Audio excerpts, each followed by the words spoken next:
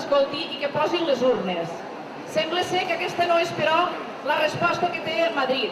El Tribunal Constitucional, com ja sabeu, ha suspès tant la llei de consultes com el decret que ens convocava el dia 9 de novembre a tots a les urnes.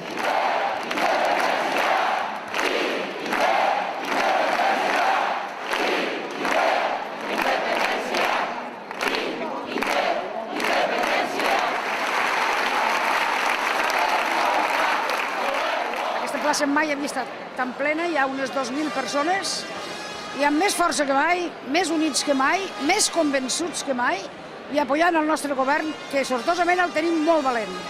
Nosaltres volem que tothom doni suport a la consulta. Hi ha molts socialistes que donen suport a la consulta, i també voldríem que ho fes el nostre alcalde, el nostre pai en cap. Ell sabrà les seves raons. Aquest matí ha explicat que era perquè no deixava el Tribunal Constitucional.